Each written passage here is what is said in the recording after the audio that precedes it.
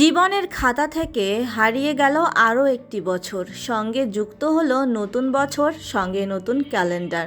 বলো বলো এই যে মোবাইলে দিয়ে দাও। Happy new year. আমার এবং আমার পরিবারের পক্ষ থেকে সবাইকে জানাই নতুন বছরের শুভেচ্ছা, happy new year. Hello everyone, আসসালামু আলাইকুম। সবাই কেমন আছেন? আশা করছি সবাই ভালো আছেন। আলহামদুলিল্লাহ, আমরা অনেক বেশি ভালো আছি। চলে আসলাম আবারও নতুন একটি ভিডিও নিয়ে। আশা করছি শেষ পর্যন্ত সঙ্গেই থাকবেন। জীবন থেকে হারিয়ে গেল আরও একটি বছর, সঙ্গে কিন্তু যুক্ত হয়েছে নতুন বছর। পুরনো বছরের সকল দুঃখ ক্লান্তি ভুলে নতুন বছরে নতুন করে বাঁচুন। যেহেতু 2024 সাল জীবন থেকে হারিয়ে যাচ্ছে, তাই বছরটাকে স্মরণীয় করে রাখতে 31st নাইটে ভাবলাম যে কিছু একটা করি। আগে থেকে যেহেতু প্ল্যানিং ছিল না, তাই সেদিনই বরকে দিয়ে কিছু বাজার করে আনিয়েছি। তো ভাবলাম যে যেহেতু নতুন একটি বছরে পা রাখছি, তাই নতুন কিছু রান্না করি। মেয়েকে ঘুম পাড়ানোর অনেক ট্রাই করলাম, কিন্তু কিছুতেই তাকে ঘুম পাড়াতে পারলাম না। তাকে নিয়ে কাজ করতে অনেক কষ্ট হয়। যাই হোক, দেখতেই পাচ্ছেন আমি কিন্তু ম্যাজিক দেখিয়ে মুরগিটা কেটে নিলাম। আজ আমি রান্না করব মোরগ পোলাও আর হচ্ছে পাটিসাপটা পিঠা। এই দুইটা রান্না কিন্তু আমি আগে কখনোই করিনি, আজ প্রথম রান্না করছি। তো মুরগিগুলোকে কিন্তু আমি ভালোভাবে কেটে ধুয়ে পরিষ্কার করে নিয়েছি। এখন আমি মুরগিগুলোকে ম্যারিনেট করার জন্য নিয়েছি টক দই, সঙ্গে মরিচের গুঁড়া আর সামান্য লবণ দিয়ে টক দইগুলোকে খুব ভালোভাবে ফেটিয়ে নিয়ে তারপর মুরগিগুলোকে সুন্দরভাবে মাখিয়ে নিলাম টক দইয়ের সঙ্গে। তো এগুলোকে এখন রেস্টে রেখে দিয়ে আমি এখন পেঁয়াজ বেরেস্তা তৈরি করে নেব।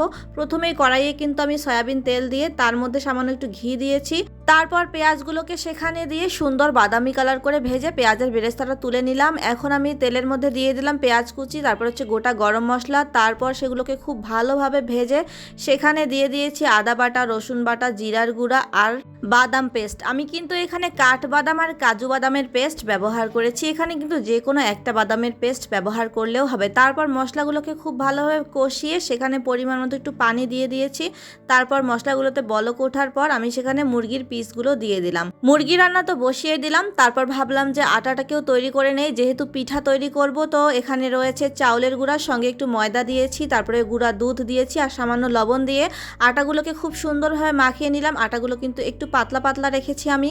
আসলে পাটিসাপটা পিঠা বানানোর জন্য না আটার ঘনত্বটা পাতলা রাখতে হয়, তাহলে পিঠাগুলো ভালো হয়। আমি কিন্তু ইউটিউবে রেসিপি দেখে নিয়েছি, কারণ এর আগে আমি কখনো বানাইনি, অনেকবার কিন্তু আমি খেয়েছি। তো দেখতেই পাচ্ছেন মুরগির মাংসটা কিন্তু প্রায় হয়ে এসেছে। আর এখানে আমি অ্যাড করে দিয়েছি হচ্ছে আলু বোখরা, কিশমিশ, আর দিয়েছি কয়েকটা কাঁচামরিচ ভালো ফ্লেভারের জন্য, আর দিয়েছি 3টা মুরগির ডিম। আসলে মোরগ পোলাওয়ে মুরগির ডিম দিলে দেখতে ভালোই লাগে। আর আমি এখানে কিন্তু জয়ফল আর জয়ত্রীর গুঁড়াও ব্যবহার করেছি। আর মুরগির মাংসটা কিন্তু প্রায় হয়ে এসেছে। এই পর্যায়ে উপর থেকে আমি একটু চিনি ছিটিয়ে দিলাম, তাতে করে কিন্তু টেস্ট আরো ভালো হবে। আসলে মশলা দেওয়ার সময় কিছু কিছু ভিডিও মিস করে ফেলেছি, আসলে এতটাই তাড়াহুড়া করে রান্নাটা করছিলাম। যাই হোক, আমি এখন অন্য চুলায় পোলাওটাও রান্না করে নেব। দেখতেই পাচ্ছেন আমি কিন্তু পেঁয়াজ আর গরম মশলা ভালোভাবে ভেজে তারপর সেখানে ধুয়ে রাখা চাউলগুলো দিয়ে দিয়েছি। আর সেখানে দিয়েছি হচ্ছে শাহি জিরার গুঁড়া। যেহেতু আমি আজ শাহি মোরগ পোলাও রান্না করছি, তাই এখানে শাহি জিরার গুঁড়াটা ব্যবহার করতেই হবে। তারপরে কিন্তু এখানে আদা বাটা, রসুন বাটাও দিয়ে দিয়েছি আর পরিমাণ মতো দিয়েছি লবণ।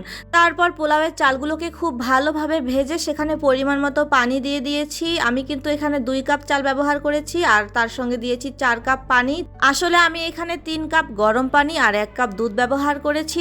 আসলে মোরগ পোলাওয়ে দুধ কিন্তু ব্যবহার করতেই হবে। যদি লিকুইড দুধ না থাকে তাহলে কিন্তু গুঁড়া দুধও ব্যবহার করতে পারেন, সেক্ষেত্রেও হবে। তো পোলাও ওইদিকে হতে থাকুক, আর অন্যদিকে এখন আমি মুরগির মাংস আর ডিমগুলোকে অন্য একটা বাটিতে করে তুলে নিচ্ছি। তারপরে ঝোলগুলো থেকে কিন্তু একটু ঝোল আমি পোলাওয়ের মধ্যে দিয়ে দেব, তাই আলাদা একটা বাটিতে করে একটু ঝোল তুলে নিচ্ছি। আপনারা দেখতেই পাচ্ছেন পোলাওয়ের মধ্যে ঝোলগুলো আরও আগে দেওয়া উচিত ছিল, কিন্তু আমার একটু লেট হয়ে গেছে, কারণ একা হাতে যেহেতু সব কাজ সামলাচ্ছি, তাই একটু কাজের হেরফের হয়ে যাচ্ছিল আর কি।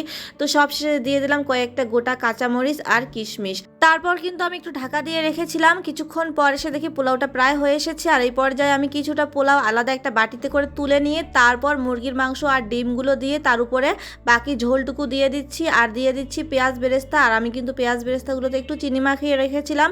আর এখন আমি উপরে বাকি পোলাওটা দিয়ে তারপর একটু ঘি দিয়ে দিলাম আর দিয়ে দিলাম সামান্য কেওড়া জল। আর এখন আমি কিন্তু পোলাওগুলোকে দমে রেখে দিয়েছি। আর এইদিকে দেখেন রাত 12টা বেজে গেছে, সবাই বাজি ফুটাচ্ছে। তারপর ঝটপট করে জানালার কাছে চলে এসেছি। আমরা 3 জনে মিলে দেখছিলাম বাজি ফুটানো। আর এত বেশি আওয়াজ হচ্ছিল, বিশ্বাস করেন আমার না আনন্দের চেয়ে ভয় বেশি হচ্ছিল। আর মনে মনে শুধু আল্লাহকে বলছিলাম যে আল্লাহ কারো আনন্দ যেন কারো শোকের কারণ হয়ে না দাঁড়ায়। আসলে রান্না শেষ হতে হতে 11টা বেজে গিয়েছিল, তো আরিশারা বললো যে এখন আর খাবো না, 12টার পরে খাবো, আগে বাজি পোড়ানো দেখি তারপর খাওয়া দাওয়া করে নেব। তো যাই হোক, বাজি পোড়ানো দেখে আমরা এখন খাওয়া দাওয়া করে নেব। দেখেন আমি সালাদ তৈরি করে নিয়েছি আর পোলাওটাও কিন্তু হয়ে গিয়েছিল। পোলাওয়ের মধ্যে মুরগির মাংসটা অ্যাড করার পর কিন্তু প্রায় 20 মিনিটের মতো দমে রেখেছিলাম, এতে করে কিন্তু পোলাওয়ের মধ্যে মুরগির মাংসের ফ্লেভারগুলো খুব ভালোভাবে ঢুকে যাবে, এতে করে কিন্তু মোরগ পোলাওয়ের যে আসল টেস্ট সেটা পাওয়া যাবে। যাই হোক, রান্নাবান্না শেষ আর আমি কিন্তু পাটিসাপটা পিঠাও তৈরি করে নিয়েছি। ভিডিওটা অনেক বড় হয়ে যাবে তাই আমি এগুলো অ্যাড করিনি। আর পিঠাগুলো কিন্তু ততটাও ভালো হয়নি, যেহেতু আজ প্রথম রান্না করেছি, আশা করছি পরবর্তীতে রান্না করলে আরও পারফেক্ট হবে। তো আজকের ভিডিওটি এ পর্যন্তই। ভিডিওটি যদি ভালো লেগে থাকে তাহলে অবশ্যই লাইক কমেন্ট শেয়ার করে পাশে থাকবেন। আল্লাহ হাফেজ।